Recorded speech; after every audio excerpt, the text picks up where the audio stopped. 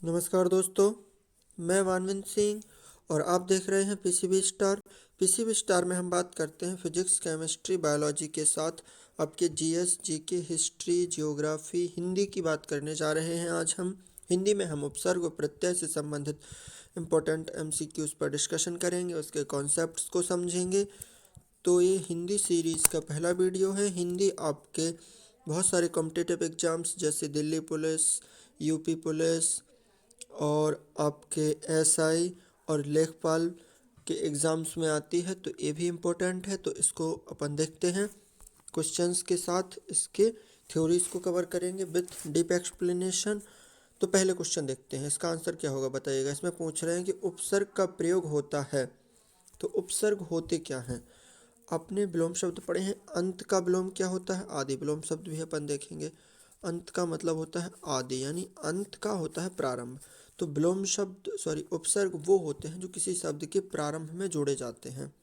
उपसर्ग वे वाक्यांश होते हैं जो किसी शब्द के प्रारंभ में जोड़े जाने पर उसके अर्थ में परिवर्तन ला देते हैं। तो प्रारंभ में या शब्द के आदि में एक ही बात है। तो उपसर्ग क्या होते हैं? शब्दांश होते हैं जो किसी शब्द के पूर्व जोड़ दिए जाते हैं और उसमें उसके अर्थ में परिवर्तन लाते हैं, उसमें थोड़ा उसकी विशेषता बढ़ा देते हैं। तो ये तो आप सब लोग जानते हैं।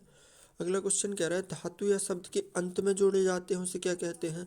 तो बिल्कुल सही बात है, जो शब्दांश, शब्दांश मतलब शब्द के अंश, तो जो शब्दांश आपके धातु के अंत में जोड़े जाते हैं वो आपके प्रत्यय कहलाते हैं और उसके अर्थ में परिवर्तन ला देते हैं।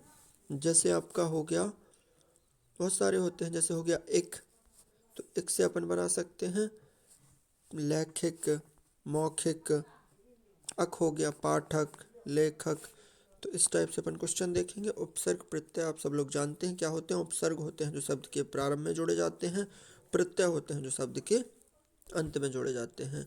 अब पूछ रहे हैं प्रख्यात में प्रयुक्त उपसर्ग है, तो प्रख्यात में आपका उपसर्ग है, उपसर्ग है। प्रख्यात, प्रखर, प्रतिभा, इन सभी में आपका उपसर्ग होगा।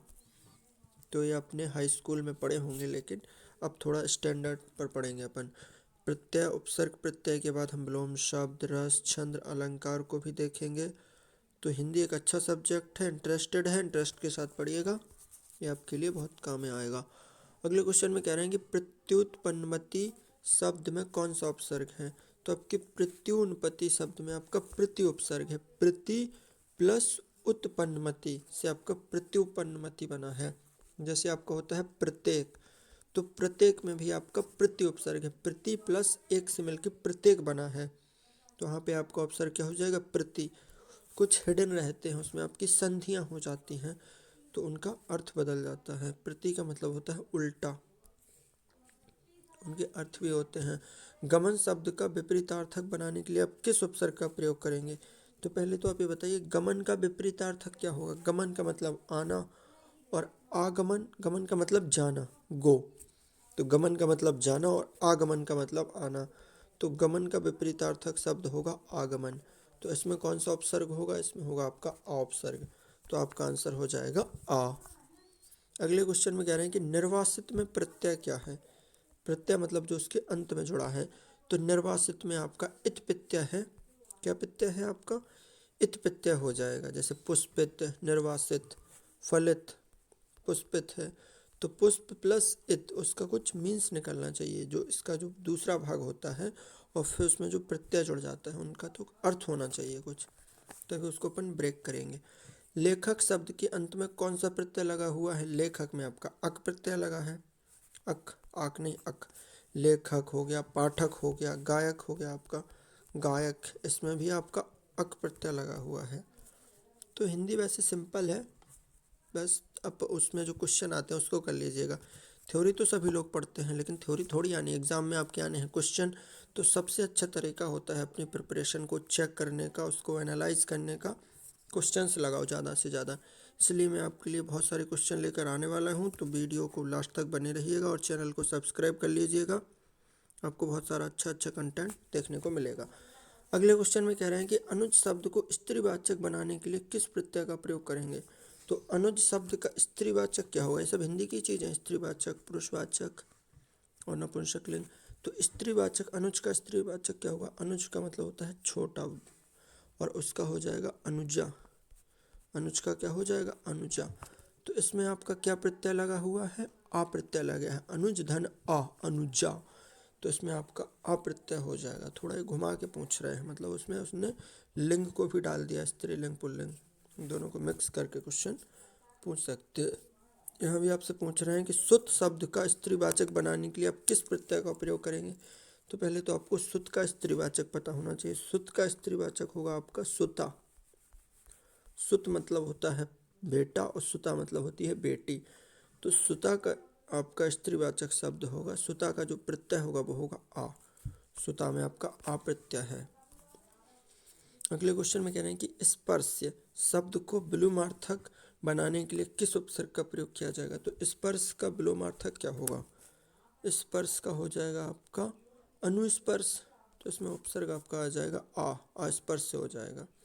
बिल्कुल, स्पर्श का मतलब छूना, और अस्पर्श मतलब जो इसको अपन स्पर्श ही ना कर सके, छू ना सके, तो उसका स्पर्श का विलोम शब्द होगा अस्पर्श, और उसमें आपका आ उपसर्ग का उपयोग किया जाएगा। चलिए और क्वेश्चन देखते हैं। वीडियो थोड़ा लंबा हो रहा है इसलिए क्वेश्चंस को अपन थोड़ा फास्ट देखेंगे। अगले क्वेश्चन में कह रहे हैं प्रतिकूल शब्द में कौन सा उपसर्ग प्रयुक्त होता है। तो प्रतिकूल में आपका प्रति उपसर्ग ही प्रयोग किया जाएगा। कौन सा उपसर्ग आचार शब्द से पूर्व लगने पर उसका अर्थ जुल्म हो जाएगा। आचार से पूर्व लगा देंगे तो उसका जुल्म हो जाएगा। तो अत्याचार, अति धन आचार, अति और धन आचार से आपका अर्थ बन जाएगा अत्याचार, और अत्याचार में आपका अति उपसर्ग होगा, तो आपका आंसर हो जाएगा अति। अच्छे क्वेश्चन पूछ रहे हैं। अगला क्वेश्चन कह रहे हैं कि कौन सा शब्द कृत प्रत्यय से बना हुआ है। तो दो टाइप के प्रत्यय होते हैं, एक तो कृत और एक होते हैं कृदंत। तो आपका कृदंत प्रत्यय से बना हुआ है बिकाऊ। मतलब प्रत्यय दो प्रकार के होते हैं। वे प्रत्यय जो क्रिया और धातु के अंत में लगाए जाने पर उसके शब्द में परिवर्तन करते हैं, वो होते हैं आपके कृत प्रत्यय, जो क्रिया में या धातु में लगाए जाते हैं। और वे प्रत्यय जो प्रत्यय बनाते हैं, कृत प्रत्यय से मिलकर जो प्रत्यय बनते हैं उनको कृदंत प्रत्यय कहते हैं, जो आपकी संज्ञा और सर्वनाम विशेषण से संबंधित होते हैं। तो यहाँ पे आपका आंसर हो जाएगा कृदंत प्रत्यय। किस शब्द में आवा प्रत्यय नहीं है। तो दिखावा में आवा है, चढ़ावा में आवा है, भुलावा में आवा है, लावा में अप्रत्यय है। लावा में आपका आवा प्रत्यय नहीं है। निम्न में कौन सा शब्द समूहवाचक प्रत्यय नहीं है। समूहवाचक प्रत्यय मतलब वो उसके समूह की बात करता है। तो लोगों का समूह, गण मतलब भी समूह होता है, वर्ग, प्रेस। तो आपका आंसर हो जाएगा प्रेस। जो संज्ञा शब्द किसी एक व्यक्ति का वाचक न होकर समूह या समुदाय का वाचक हो तो उसको समूहवाचक संज्ञा कहते हैं। जैसे लोग हो गया, गण हो गया, समूहवाचक संज्ञा आप पढ़े होंगे, कलेक्टिव नाउन। व्यवस्था से पूर्व कौन सा उपसर्ग लगाएं कि उसका अर्थ विपरीत हो जाए। तो व्यवस्था का विपरीत क्या हो जाएगा? अव्यवस्था। तो ये आप लगा दो आ उपसर्ग, आंसर हो जाएगा आ उपसर्ग। निम्न में कौन से शब्द में प्रत्यय का प्रयोग हुआ है, यानी प्रत्यय लगा हुआ है। विकल, अलग, पुलक, धनिक। धनिक में लगा हुआ है धन, धन एक, धन प्लस एक से मिलकर आपका धनिक बना हुआ है। इससे पहले अगर आप संधि पढ़ लें तो प्रत्यय उपसर्ग थोड़ा आसान हो जाएंगे, क्योंकि वहाँ पे आपका संधि से संबंधित है ये चीज़ें। तो संधि भी देख लेंगे। संधि, स्वर संधि, व्यंजन विसर्ग संधि, स्वर संधि के प्रकार, दीर्घ स्वर संधि, गण संधि, गुण संधि, वृद्धि संधि, अयाधि संधि, नयन, पवन, सब देख लेंगे अपन अगले वीडियो में। तो वीडियो को लाइक करें और शेयर करें और चैनल को सब्सक्राइब कर लें। निम्न में कौन से शब्द में प्रत्यय लगा हुआ है। सागर, नगर, अगर, मगर, जादूगर। तो यहाँ पे आपका प्रत्यय लगा हुआ है जादूगर में, जादू प्लस अगर।